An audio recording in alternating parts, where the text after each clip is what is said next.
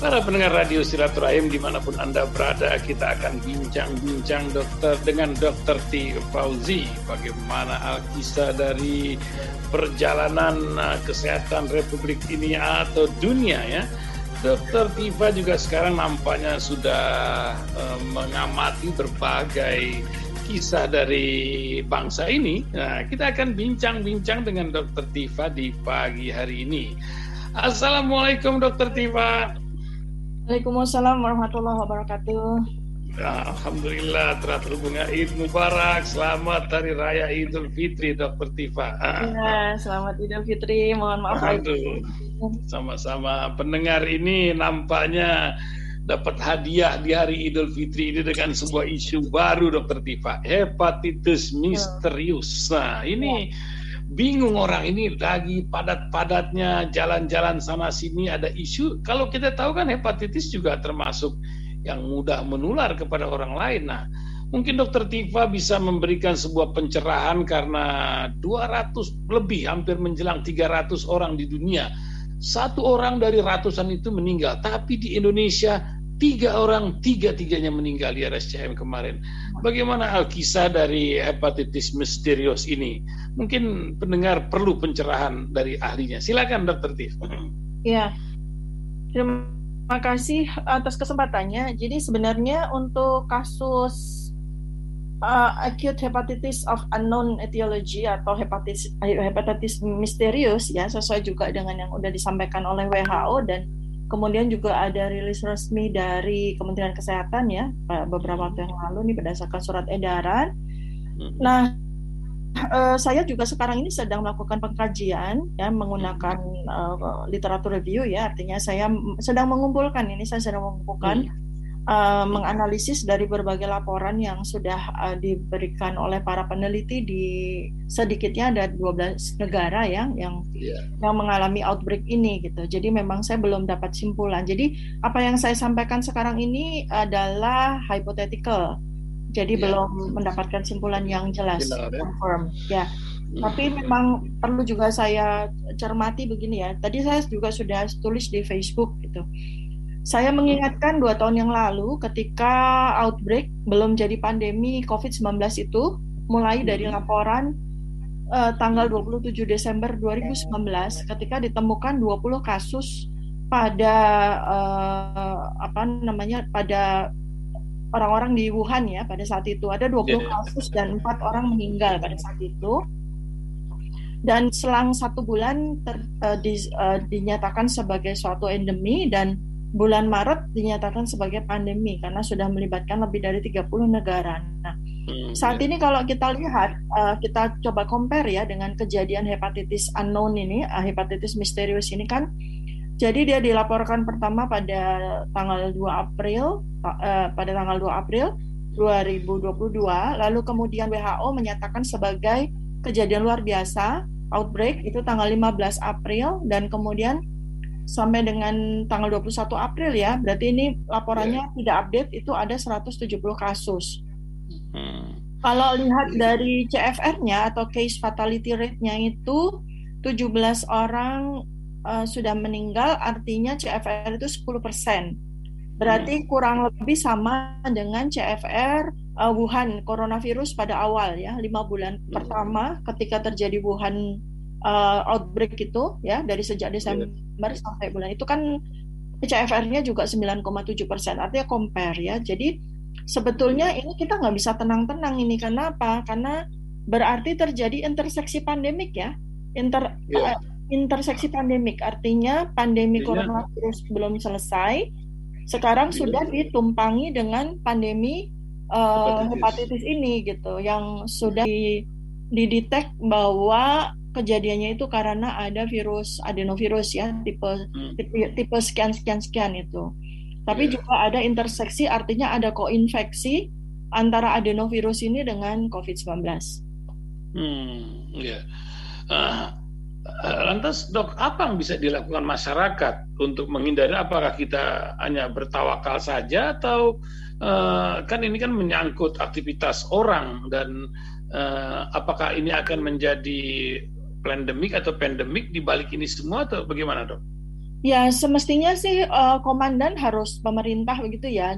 Dan kita kan Ya. sebenarnya sudah harus belajar banyak sekali dari Hmm. kejadian pandemi 2 tahun ini. Dan yang orang yang atau pihak yang harus belajar tuh harusnya pemerintah gitu loh. Jangan Nah, mengulang lagi hal yang sama. hmm, Pemerintah sekedar menjadi jubirnya masyarakat gitu ya. Sekedar menjadi hmm, jubir itu bisa dilakukan oleh orang lain bukan oleh pemerintah.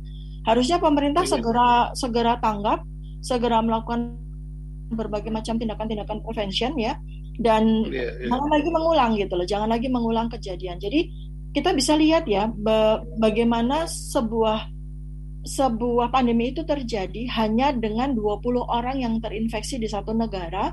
Dalam waktu 5 bulan Hmm, dia bisa menginfeksi, bisa menyebar ke 220 negara. Dan setelah 2 tahun itu hmm, dari 20 orang ini jadi 500 juta lebih orang yang terinfeksi karena COVID. Dan 6 juta betul. orang meninggal karenanya. Dan 6 juta orang yang meninggal ini diduga kuat ini bukan bukan apa bukan angka real ya, karena angka real itu bisa 3-4 kali Betul. lipat.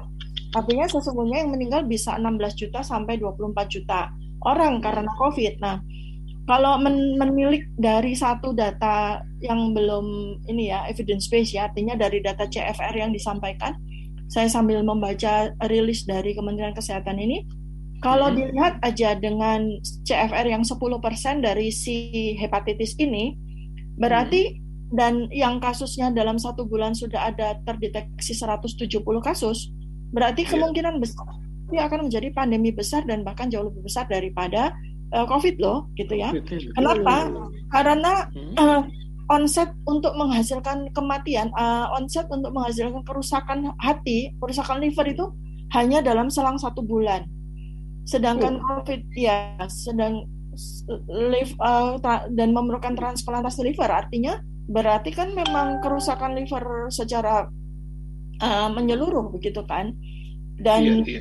satu-satunya jalan adalah hanya dengan transplantasi dan itu sangat Transplantasi. tidak mungkin terjadi. Nah, jadi Hmm, yang saya ingin sampaikan satu tuh pemerintah harus segera mengumpulkan para ahli. hmm, Ahli bukan dari pemerintah ya, kita tahu kan betapa kedodorannya betul. orang-orang yang dipilih oleh pemerintah dalam dalam memberikan suara atau pendapat atau opinion expert pada saat pandemi COVID. Hmm, Sekarang iya. jangan diulang lagi. Jadi yang diundang tuh betul-betul memang para ahli yang betul-betul concern, betul-betul Hmm, ingin berbuat bagi bangsa ini, betul-betul ingin menyelamatkan sebanyak mungkin umat manusia. Itu yang harus dipilih.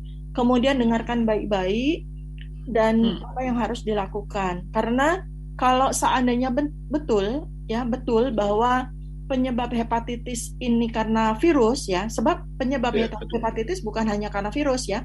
Karena Oh, iya. saya ya karena saya sudah membaca juga dari berbagai penelitian yang sudah disampaikan ini bisa saja kemungkinannya memang virus yang disampaikan oleh WHO yaitu adenovirus bisa saja bukan, karena ada kemungkinan besar juga ini terjadinya karena ADE ya.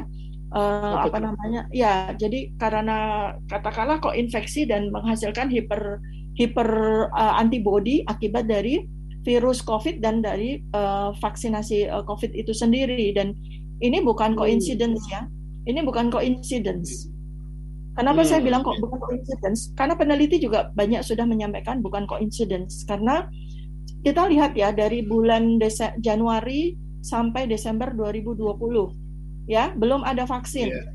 baru ada Hmm, virus, tidak ada hepatitis misterius. Kemudian hmm, Januari sampai Desember 2021, Januari sampai Desember 2021 ada hmm. virus, ada vaksin, belum ada Ada laporan vaksin. hepatitis misterius. Kemudian sepanjang tahun Iya. 2020 itu vaksinasi baru diberikan kepada adult atau dewasa. Baru di akhir Iya. akhir tahun Awal tahun. 2021 sampai dengan sekarang tahun 2022 itu vaksinasi COVID itu diberikan kepada Enam. anak-anak berusia 18 tahun ke bawah sampai Hmm, kepada balita. Nah, baru hmm. kemudian muncul kasus Nah, ini hepatitis misterius ini misterius dan ini. ini terjadi 100% pada anak-anak di bawah Hmm. usia 16 tahun. Nah, artinya Oh, kita tidak boleh mengesampingkan ada suatu kemungkinan terjadinya apa namanya selain koinfeksi virus sendiri ya, iya. tetapi ada suatu co-autoimmunity atau co-hyperimmunity yang terjadi akibat dari peningkatan antibodi yang muncul ketika seseorang itu divaksinasi dan kemudian memunculkan suatu hyperimmunity yang kemudian merusak liver yang bisa disebut sebagai peradangan liver atau hepatitis. Jadi bisa saja terjadi bukan karena virus ya. Seperti itu. Ya, karena autoimun itu ya, luar biasa. Dr. Tiff, ini sebenarnya COVID-19 itu sendiri ini akankah mengarah kepada endemik? Nanti ada kisah baru lagi? Atau pandemik ini belum berakhir atau bagaimana? Karena kita lihat kan sekarang orang udah pada warawiri di semua khawatir. Saya ke masjid pakai masker sendirian tadi subuh, jadi orang aneh gitu di masjid di luar kota ini gitu. Gimana melihatnya dokter? Ya, pertama kalau kita bicara si COVID sendiri ya. Halo? Ya, kita bicara kita bicara COVID sendiri.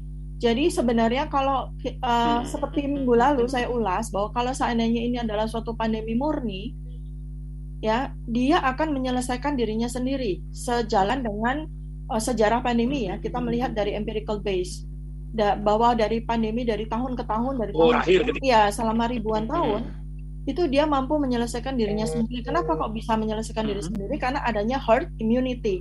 Dari sejak awal pandemi saya selalu bilang, dan biasanya paling lama suatu pandemi itu durasinya itu makan waktu antara 3 tahun ya, dan memang betul ya bahwa kalau kita lihat dari grafik di seluruh dunia termasuk di Indonesia ini kan sekarang sudah potensinya menurun itu udah sangat jelas terlihat.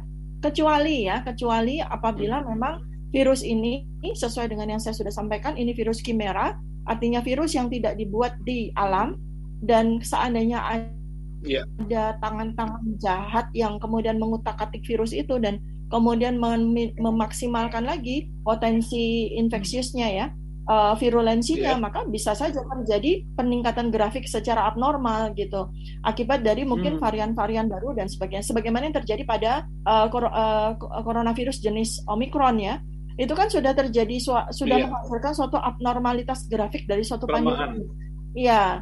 Jadi grafiknya menjadi abnormal gitu loh. Karena suatu pandemi murni atau pandemi yang natural itu kan punya suatu grafik yang similar gitu loh dengan pandemi yang sebelumnya ya. Tetapi kali ini kan grafik-grafik yang terjadi sekarang dengan varian-varian COVID ini kan abnormalitas grafik yang muncul. Sehingga kita tidak bisa menafikan, tidak bisa mengesampingkan kemungkinan terjadinya peningkatan grafik lagi karena kimerik dari virus ini gitu. Lalu langkah apa yang mesti kita lakukan? Sebenarnya kan kalau kita mau menghadapi virus, apakah itu sekarang masih COVID dengan varian-varian baru, mungkin Omega virusnya belum keluar nih ya, virus yang paling hebatnya belum keluar misalnya. Kemudian apakah Omega virus itu adalah si virus hepatitis ini gitu kan, kita belum tahu ya. Kita belum tahu sampai semuanya itu terjadi gitu. Lalu langkah apa yang mesti kita lakukan? Ya pertama sebenarnya kita harus rely on yang satu-satunya cara untuk bisa selamat dari suatu pandemi, dari suatu infeksi yang seperti ini adalah perkuat imunitas diri kita kan. Itu pertama itu dulu. Jadi memang imunitas kan berasal dari tubuh sendiri. Pabrik imunitas itu dari tubuh sendiri ya. Nah, 85% dari usus kita kan, dari mikrobiota yang hidup di usus kita. Jadi itu yang kita perkuat. Dengan apa? Makan banyak sekali buah dan sayur, dan terutama sementara mungkin. Kemudian berikan juga suplementasi ya, vitamin-vitamin yang kita tahu yang sangat penting untuk meningkatkan imunitas, seperti vitamin C, vitamin D, kemudian vitamin E ya, kemudian zinc ya, dan magnesium itu ya udah banyak kita, dan saya sudah banyak ulas di sosmed saya gitu ya. Lalu kemudian berikutnya ya tentu saja pemerintah ini, karena kita sangat mengharapkan kemudian pemerintah bisa memblokage arah ya traffic dari negara-negara yang sudah teridentifikasi terjadi hepatitis outbreak di sana gitu loh. Jadi jangan sampai kecolongan seperti yang terjadi pada saat pada saat si COVID itu kan, di mana kita malah undang-undang wisatawan gitu loh. Akhirnya terjadi ya sudah kita kena. Sekarang kan WHO kan sudah mencatat ada 12 negara at least ya yang menjadi sumber dari hepatitis ini. Inggris, Spanyol, Israel, Amerika, kemudian Irlandia, Belanda, Denmark, Italia, Norwegia, Prancis, ya, Rumania, Belgia. Nah, mestinya sih pemerintah sudah melakukan travel ban gitu loh, atau katakanlah memprotek kehadiran dari orang-orang yang berasal dari at least 12 negara ini gitu loh. Ya, mereka tidak menjadi super spreader ya terjadinya hepatitis ini gitu. Kemudian selanjutnya juga pemerintah segera membuat semacam, saya nggak bilang satgas ya, tetapi suatu antisipasi yang secara cepat mempelajari tentang hepatitis misterius ini. Gitu. Dokter Tifa, kenapa ya ini negara-negara maju yang kita lihatnya itu kena flu saja mereka rapuh ya, Inggris, Amerika. Itu apa sebabnya? Apa karena makanannya atau pola hidup atau bagaimana Dokter Tif melihatnya rapuhnya orang-orang fisik di sana ini? Kelihatannya kan gagah-gagah gitu. Sebenarnya kunci kesehatan. Bagaimana? Jadi sebenarnya kunci kesehatan itu sesuai juga dengan apa yang disampaikan oleh Rasulullah Shallallahu Alaihi Wasallam, dan itu confirm dengan apa yang disampaikan oleh Hippocrates ya, bahwa sesungguhnya gitu ya, makanan kita itu harusnya adalah obat kita ya, dan obat kita itu berasal dari makanan kita. Lalu dari mana kemudian obat-obatan itu bisa diperoleh oleh tubuh? 85% itu pabrik obat itu ada di perut kita. Jadi seperti sabda Rasul Shallallahu Alaihi Wasallam ya, bahwa perutmu itu adalah gudang penyakit, dan sebenarnya gitu ya, lebah itu mengajarkan gitu kan, bahwa lebah itu memproduksi obat dari perutnya, karena itu manusia itu sumber obatnya juga dari perutnya gitu, yang mana itu dibuat kemudian distimulasi dengan mikrobiota yang tumbuh di dalam perut kita. Nah, bedanya ya, kenapa orang ini kan kita juga selalu lihat ya, bahwa orang-orang Eropa atau orang-orang di negara-negara itu yang di negara-negara dingin, di negara Eropa gitu. Ras Kaukasoid itu sangat mudah terkena infeksi dan kemudian parah. Itu karena mikrobiota mereka miskin. Mikrobiota yang ada di perut mereka itu miskin. Kenapa? Mereka makanannya tuh sangat rendah serat, sangat miskin buah dan sayur ya, tidak sehebat kita punya buah dan sayur kan gitu. Jadi ya itu juga sebenarnya ada suatu hikmah, ada suatu berkah tersembunyi atau karunia Allah Subhanahu wa taala kepada kita orang Indonesia, karena Indonesia ketika Covid itu tidak diprediksi dari para ahli itu meleset ya. Pada saat itu kan kita mengira jumlah orang yang terinfeksi dan kemudian mengalami kematian karena Covid itu besar seperti yang terjadi di negara-negara dingin. Ternyata kan tidak. Itu karena ada suatu berkah dari Allah Subhanahu wa taala kepada kita. Pertama adalah geografi kita, karena kita ini negara kepulauan dan itu menyulitkan penyebaran dari virus. Ya, kedua adalah berkah alam luar biasa dari kita, sehingga rata-rata penduduk Indonesia tuh mikrobiotanya bagus. Rata-rata ya. Sepanjang kita mampu memelihara pola makan yang diajarkan oleh nenek moyang kita. Pola makan yang banyak sayur, banyak buah, banyak rempah ya. Dan itulah yang membuat tanpa disadari ternyata kita tahan terhadap virus. Dan satu lagi yang mau saya sampaikan, ini adalah hasil penelitian yang sedang saya lakukan ya bersama tim saya. Satu lagi, resiliensi Indonesia, resiliensi rakyat Indonesia itu luar biasa tinggi. Resiliensi itu adalah ketangguhan diri ya menghadapi situasi yang menghadapi situasi yang menantang gitu ya. Kenapa? Karena ternyata spiritualitas bangsa Indonesia itu tinggi. Spiritualitas itu bukan hanya melulu karena agama ya, tapi spiritualitas kita, daya kepasrahan, daya keikhlasan ya. Itu kita tuh tinggi. Ini saya hipotesis dan ini sedang saya uji dalam satu penelitian. Jadi 3 hal inilah yang tidak dimiliki oleh orang barat. Ya, mereka spiritualitas, mereka mikrobiotanya rendah karena makanan mereka itu monokalor dan sangat miskin lah dengan buah dan sayur. Kemudian berikutnya lagi adalah daya resiliensi mereka terhadap bencana itu juga ternyata tidak terlalu tinggi juga, ya. Kenapa? Karena nomor 3, karena daya spiritualitas mereka itu rendah. Nah, jadi ini kekuatan-kekuatan inherent yang dimiliki bangsa Indonesia yang seharusnya pemerintah itu yang tahu, bukan Dokter Tifa yang bilang. Betul.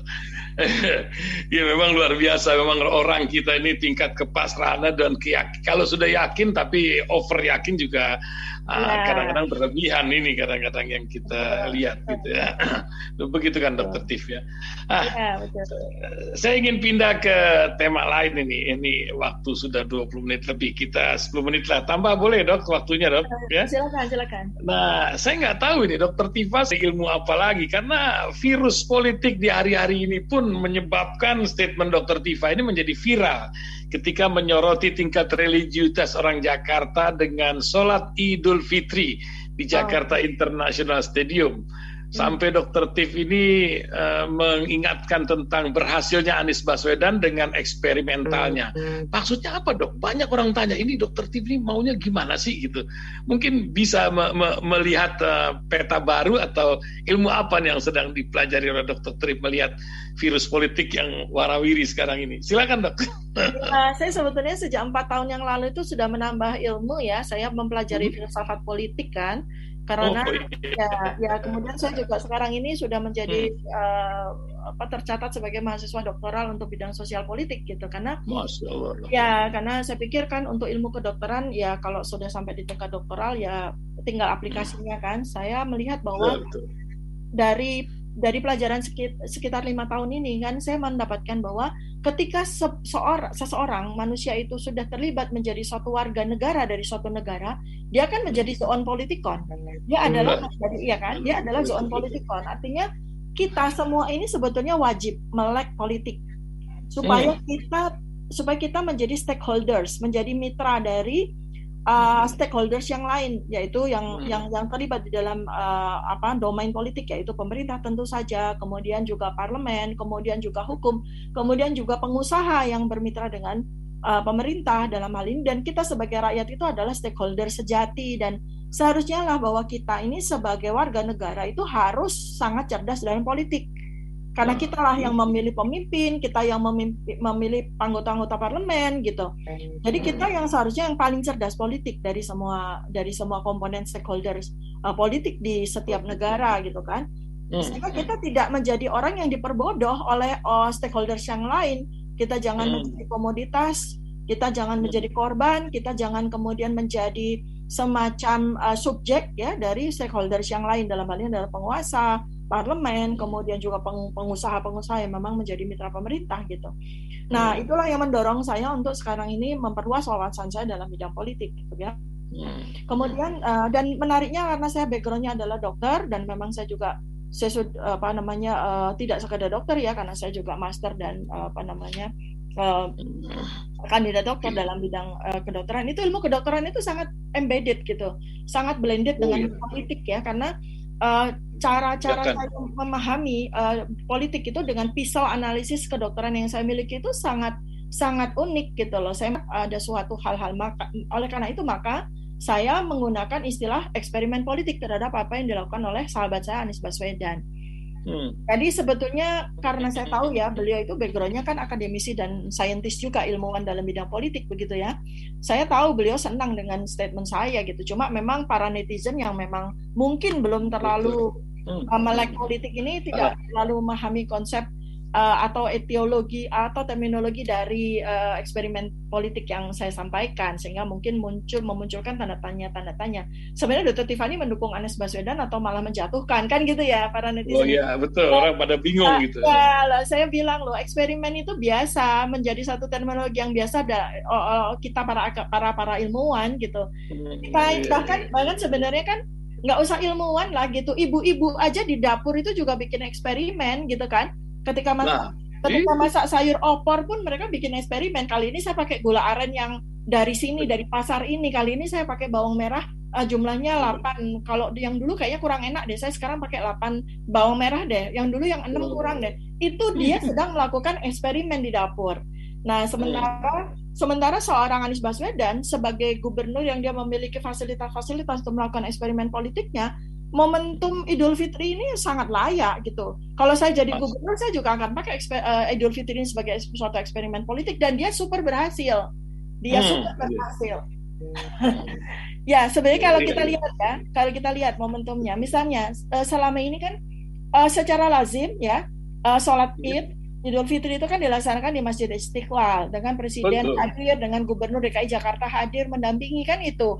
Tapi ternyata terjadi abnormalitas kan, di mana 2 tahun terakhir ini presiden tidak berada di Jakarta, dia sholat di tempat lain dan tidak dilakukan di Masjid Istiqlal. Nah, kenapa gubernur tidak melakukan eksperimen juga dong, gitu kan? Sementara ini ada suatu bangunan megah yang menjadi mahakarya dan menjadi legacy dari gubernur ini, kenapa dia tidak menggunakan itu? Dan luar biasa kan respon dari dunia gitu loh. Iya, internasional itu luar biasa gitu loh. Semua mata tuh memandang, media-media besar dunia itu memandang peristiwa ini sebagai suatu peristiwa yang sangat epik loh. Jadi saya mengatakan ini adalah eksperimen politik dari seorang Anies Baswedan yang super cerdas dan hasilnya super berhasil. Ya, betul. Jadi memang arena itu menjadi sebuah sedemikian rupa sangat mengharukan setelah 2 tahun kita tidak berkumpul ya. Dok, terakhir Dok, ini masalah makanan. Saya tahu dan saya selalu ketika makan nasi itu ingat kalimat dari Dokter Tifa. Ini musuhnya sego kok jadi nasi, perjalanan berubah jadi. Itu selalu mengingatkan saya. Dan ketupat sekarang ini mempunyai falsafah sendiri. Saya pun terus belajar dari perjalanan. Ke depan ini hidup kita ini bagaimana dokter menganjurkan untuk kita bisa bertahan hidup di dunia dengan pola-pola sebagian orang yang ingin makhluk di dunia ini berkurang gitu, dan cara-cara kasar dalam berperang ini dilakukan gitu. Gimana dokter Tifa bisa menasihati pendengar Radio Silaturahim ini, banyak ini dari Kanada, Amerika, Australia, dan seluruh jagat Indonesia. Silakan Dok. Ya, sebetulnya tuh FAO itu sudah memberikan warning akan terjadinya rawan pangan ya, dan sudah berlangsung. Betul, panasan luar biasa. Dari sejak 2020 itu sebenarnya sudah terjadi kondisi rawan pangan, sehingga sebenarnya pada situasi pandemi itu kita agak sedikit dilenakan ya dalam situasi rawan pangan. Sesungguhnya sudah terjadi banyak sekali kelaparan yang tidak termonitor dan tidak angkat di media karena kadung ditutupi dengan dengan berita-berita tentang pandemi gitu kan. Nah, betul. Pandemi ini dan ditambah lagi dengan perang dunia ketiga yang sudah berlangsung, dan katanya Putin di tanggal 9 Mei, kita tunggu aja ya apakah dia betul-betul perang dunia yang akan melibatkan sekitar 12-14 negara itu. Maka FAO juga sudah memberikan warning dari sejak awal 2022 ini ketika Putin mendeklarasikan perang dengan Ukraina tanggal 24 Februari 2022 ya, bahwa akan terjadi rawan pangan yang sangat luar biasa di tahun 2023. Nah, kita ini sebagai negara yang 40% komoditas sumber pangannya itu dari impor, itu harus hati-hati. Karena negara-negara yang mengekspor kepada kita itu akan menahan menahan sumber pangannya mereka. Ya, kita 40% kan beli beras dari mana-mana, jagung dari mana segala macam. Nah, karena itu saya tuh mengimbau gini, sekarang dengan kemudian juga tidak ikut-ikutan Pak Ma'ruf Amin ya, karena memang betul bahwa kita ini sudah harus siap untuk membuka wawasan untuk makan selain beras. Itu betul, karena itu juga sudah disampaikan dalam Al-Quran, Quran Surat Al-Waqiah ya, bahwa pisang itu sesungguhnya betul Pak Ma'ruf Amin gitu ya, itu adalah menjadi alternatif untuk mengganti beras, itu betul. Tetapi ada satu lagi yang ingin saya sampaikan ya. Jadi pisang, saya juga sampaikan di buku saya, di buku Nutrisi Surgawi kan, Pak, ya, bahwa pisang itu adalah alternatif yang hebat untuk menggantikan beras ya. Jadi kita pelan-pelan lah. Kemudian yang ketiga adalah umbi. Jadi umbi ya, karena umbi itu bisa ditanam di mana aja. Saya sekarang sedang melakukan suatu gerakan yang saya ada punya 1.200 titik di seluruh Indonesia ya. Jadi kita akan bikin gerakan tanam semua tanah yang ada. Semua tanah yang ada untuk mengantisipasi rawan pangan yang terjadi di tahun 2023, dan itu gerakan itu sudah berlangsung dari sejak bulan April 2020 sejalan dengan pandemi itu berjalan. Ada 1.200 titik di mana kita akan bikin kebun surgawi dengan umbi-umbian, pisang, kemudian buah-buahan untuk mengantisipasi kondisi rawan pangan. Sehingga setiap keluarga itu harus punya lumbung pangannya di sendiri, di tanahnya di sendiri. Setiap desa itu harus punya lumbung pangannya sendiri di tanah desanya sendiri. Tidak boleh ada tanah yang dibiarkan begitu saja tanpa ada tanaman yang bisa dimakan. Jadilah keluarga memiliki lumbung pangan sendiri di tanahnya sendiri. Jadi ditanamnya di tanah. Disimpannya di tanah dan di desa. Betul. Ya, jadilah desa itu sebagai lumbung pangannya sendiri. Masya Allah. Mudah-mudahan ini bisa kita terus dengungkan, Dr. Tifa, dan Rasil akan terus mendukung hal-hal yang beginian gitu. Allah memberikan keberkahan. Terima kasih Dr. Tifa pagi hari ini, dan banyak pendengar kalau bisa ya setiap hari Kamis gitu Dok, kita bincang gini, berkenan kan Dr. Tifa? Siap, saya sambil jalan-jalan, asal tidak off kamera ya, karena saya sambil jalan-jalan. Oh iya, enggak apa-apa. Suaranya kita. Insyaallah Pak Iza. Terima kasih Dr. Tifa. Bincang-bincangnya pagi hari ini membuat pencerahan buat kita dan siap-siap untuk menyiapkan lumbung pangan kita masing-masing di rumahnya. Ya. Assalamualaikum Dr. Tif. Waalaikumsalam warahmatullahi wabarakatuh. Assalamualaikum Dr. Tifa. Barakallahu fiik. Ya, sampai jumpa lagi Kamis mendatang. Terima kasih.